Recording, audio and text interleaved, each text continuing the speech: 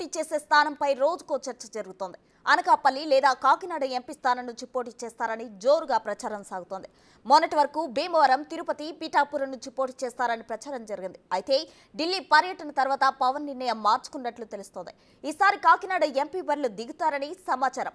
ఇవాళ రేపట్లో పవన్ కళ్యాణ్ పోటీపై క్లారిటీ వచ్చే అవకాశం కనిపిస్తుంది.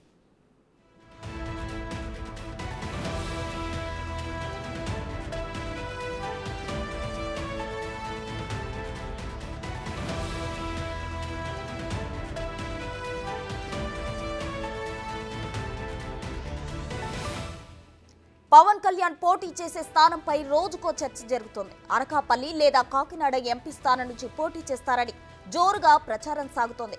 మొన్నటి వరకు భీమవరం, తిరుపతి, పిఠాపురం నుంచి పోటీ చేస్తారని ప్రచారం జరిగింది. అయితే ఢిల్లీ పర్యటన తర్వాత పవన్ నిర్ణయం మార్చుకున్నట్లు తెలుస్తోంది. ఈసారి కాకినాడ ఎంపీ బరిలో దిగుతారని సమాచారం. ఇవాళ రేపట్లో పవన్ కళ్యాణ్ పోటీపై క్లారిటీ వచ్చే అవకాశం ఉంది.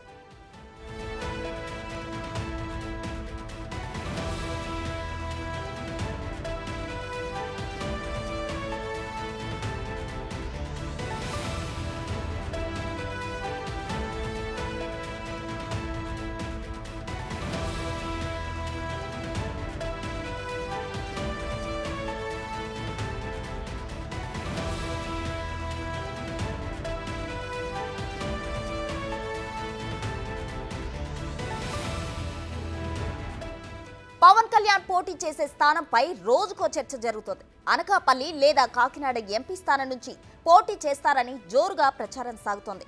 మొన్నటి వరకు భీమవరం, తిరుపతి, పిఠాపురం నుంచి పోటీ చేస్తారని ప్రచారం జరిగింది. అయితే ఢిల్లీ పర్యటన తర్వాత పవన్ నిర్ణయం మార్చుకున్నట్లు తెలుస్తోంది.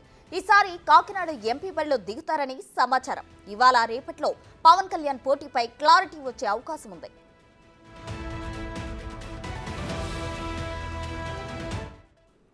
ఇక ఇదే అంశానికి సంబంధించి మరింత సమాచారం మా ప్రతినిధి శివ అందిస్తారు. శివ, చెప్పండి, పవన్ కళ్యాణ్ ఎంపీ బరిలో దిగుతున్నట్లు సమాచారం ఉంది. అయితే ఇవాళ రేపట్లో పవన్ కళ్యాణ్ పోటీపై క్లారిటీ వచ్చే అవకాశం కనిపిస్తుంది. ఈ నేపథ్యంలో పవన్ నిర్ణయం ఎట్లా ఉంది? ఎప్పటికీ ఎంపీ పదవిలోనే పోటీ చేస్తారా, లేకపోతే ఎమ్మెల్యేగా పోటీ చేసే అవకాశాలు ఉన్నాయా?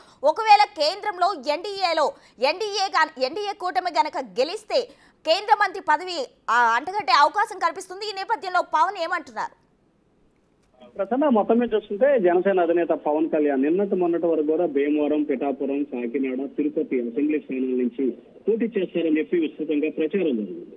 కానీ తాజాగా 3 రోజుల ఢిల్లీ పర్యటన నేపథ్యంలో కూడా పవన్ కళ్యాణ్ తన ఆలోచన విధానాన్ని పూర్తి స్థాయిలో కూడా మార్చుకున్న పరిస్థితి కనిపిస్తోంది. కేంద్ర పెద్దల ఒత్తిడి కావచ్చు, లేకపోతే ఇతర కారణాల నేపథ్యంలో కూడా కేంద్ర రాజకీయాల్లో పవన్ కళ్యాణ్ కీలక పాత్ర పోషించబోతున్నట్లు కూడా సమాచారం ఉంది. దానిలో భాగంగా పవన్ కళ్యాణ్ సంబంధించి అనకాపల్లి కానీ, కాకినాడ కానీ ఈ రెండింటిలో ఏదో ఒక పార్లమెంట్ స్థానం నుంచి పోటీ చేయాలని చెప్పి పవన్ కళ్యాణ్ ఆలోచన చేసినట్టు తెలుస్తాం. దీనిలో భాగంగానే ఇవాళ అనకాపల్లి, కాకినాడలో 2 నియోజకవర్గాలకు సంబంధించి కూడా పవన్ కళ్యాణ్ సర్వే నిర్వహించినట్టు తెలుస్తాం. దీంట్లో కాకినాడకు సంబంధించి పవన్ కళ్యాణ్ కనుక పోటీ చేస్తే దాదాపుగా ఎడ్జికి సంబంధించి ఖచ్చితంగా గెలిచే అవకాశాలు చాలా ఎక్కువగా ఉన్నట్లు కూడా తెలుస్తుంది. అయితే పవన్ కళ్యాణ్ కనుక గెలిచిన ఖచ్చితంగా ఎన్డీఏ కూటమి తరపున గెలిచినట్లయితే రానున్న రోజుల్లో పవన్ కళ్యాణ్ ఖచ్చితంగా కేంద్ర మంత్రి అయ్యే అవకాశాలు కనిపిస్తున్నాయి. మరొక వైపు రానున్న రోజుల్లో ఏదైతే బీజేపీ, టీడీపీ, జనసేన కలిసి పోటీ చేస్తున్న నేపథ్యంలో పవన్ కళ్యాణ్ కనుక ఆంధ్రప్రదేశ్ రాజకీయాల్లో ఉంటే ఖచ్చితంగా డిప్యూటీ సీఎం అయ్యే అవకాశాలు కనిపిస్తున్నాయి. ప్రస్తుతానికి సంబంధించి పవన్ కళ్యాణ్ ఆంధ్రప్రదేశ్ సంబంధించి కూడా పార్టీ బలోపేతాన్ని కృషి చేసే అవకాశాలు కనిపిస్తాయి.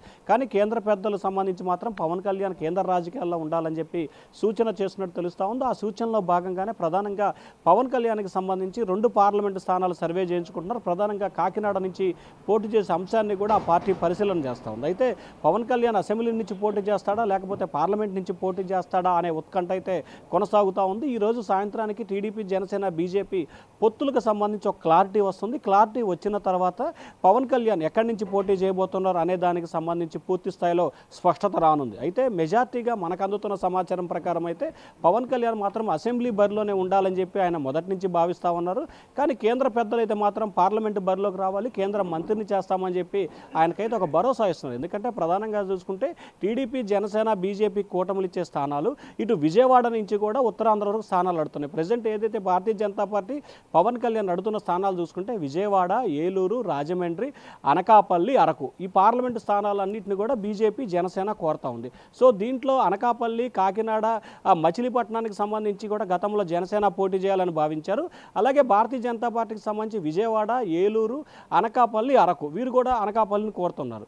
సో ఈ నేపథ్యంలో నరసాపురం, సో ఉభయ గోదావరి జిల్లాల నుంచి 4 పార్లమెంటు స్థానాలని బీజేపీ పవన్ కళ్యాణ్ కోరటం, ఉత్తరాంధ్రకు సంబంధించి 2 స్థానాలు, అలాగే ఇటు కోస్తాంధ్రకు సంబంధించి 2, దాదాపుగా 8 పార్లమెంటు స్థానాలు కంటిన్యూషన్గా కోరుతున్న నేపథ్యంలోనే ఉభయ గోదావరి జిల్లాలతో పాటు ఉత్తరాంధ్రకు పార్టీ బలోపేతం చేసుకోవాలని చెప్పి ఇటు బీజేపీ, అటు జనసేన భావిస్తున్నాయి. సో ఈ నేపథ్యంలోనే వీటన్నిటి కనుక ఓట్ బ్యాంక్ ప్రభావితం చూపడంతో పాటుగా అసెంబ్లీలో కొంత ఇన్ఫాక్ట్ కనపడాలంటే కనుక పవన్ కళ్యాణ్ ఖచ్చితంగా పార్లమెంట్ నుంచి పోటీ చేస్తేనే ఈ 8 పార్లమెంటుతో పాటు మిగిలిన అసెంబ్లీలో అంటే ఈ 8 పార్లమెంటు పరిధిలో ఉన్న అసెంబ్లీ నియోజకవర్గాల్లో పవన్ కళ్యాణ్ ఎఫెక్ట్ పడుతుంది. కాబట్టి ఖచ్చితంగా గెలిచే అవకాశాలు ఎక్కువగా ఉంటాయనేది బీజేపీ, టీడీపీ ఆలోచనగా కనిపిస్తూ ఉంది.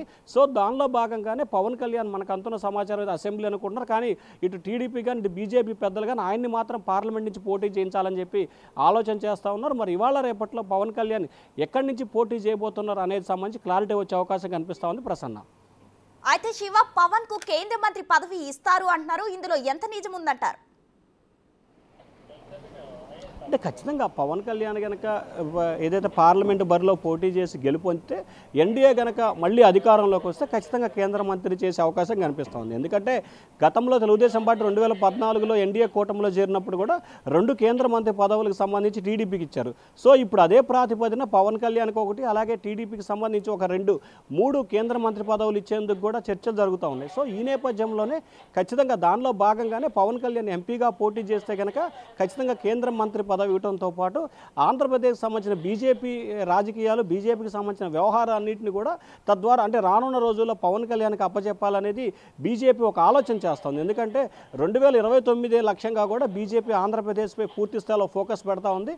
దక్షిణాది రాష్ట్రాల్లో భారతీయ జనతా పార్టీ పూర్తి స్థాయిలో ఫోకస్ పెట్టాలని ప్రయత్నాలు చేస్తాం. సో ఆ ప్రయత్నాల్లో భాగంగానే ఇటు బీజేపీ స్వతహాగా ఎదుగుతూ ఇటు పవన్ కళ్యాణ్ని చేరదీస్తూ తద్వారా భారతీయ జనతా పార్టీ కోస్తాంధ్ర, ఉత్తరాంధ్ర, ఉభయ గోదావరి జిల్లాలకు సంబంధించి పాగా వేయాలని చెప్పి కూడా ఎక్కువగా ఆలోచన చేస్తూ ఉన్నట్టు తెలుస్తుంది. సో ఆలోచనలో భాగంగానే ఖచ్చితంగా పవన్ కళ్యాణ్ గెలవడంతో పాటు బీజేపీ పోటీ చేస్తున్న స్థానాలు పాలన ఎక్కువగా గెలిచినట్లయితే ఆ ఇన్ఫాక్ట్ పవన్ కళ్యాణ్ ప్రభావం చూపింది కూడా ఖచ్చితంగా ఆయన కేంద్ర మంత్రి వచ్చే అవకాశాలు అయితే ఉన్నాయి. Right Shiva, thank you.